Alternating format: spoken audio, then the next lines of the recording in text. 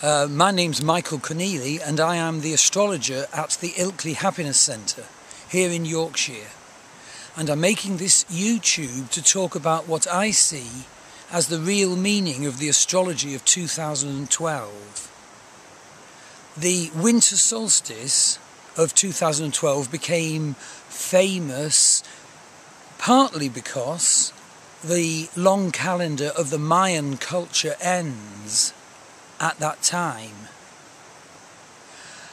But another reason is that the sun on that winter solstice day, 2012, is actually spot on the centre of our galaxy.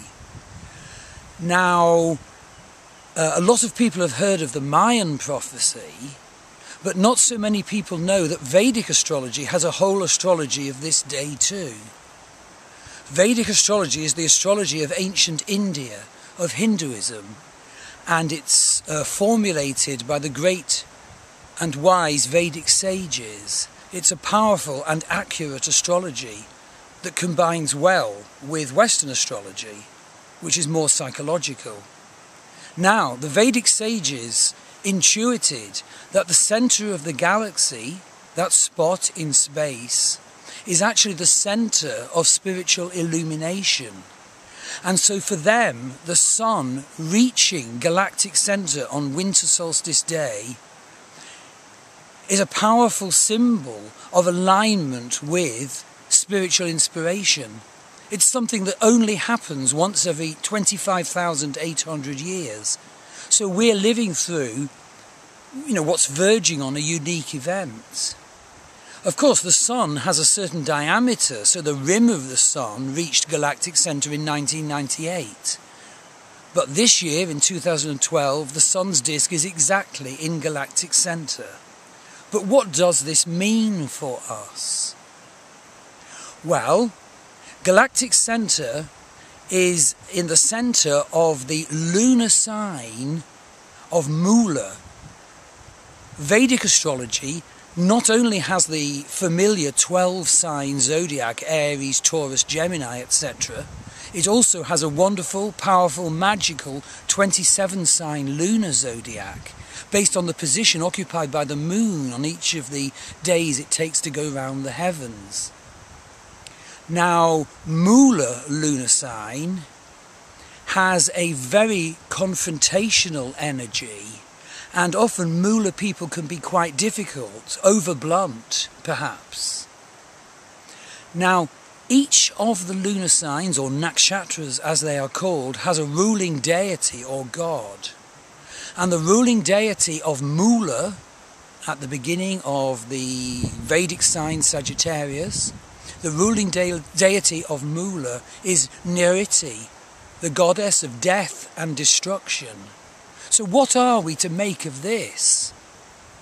This isn't a sort of gentle New Age energy. We are being confronted with death, with the principle of destruction. It's almost like a yogini energy. The references and prayers to Nritti in the Vedas beseech her to move away, to not be present. So how are we to understand our relationship with this goddess?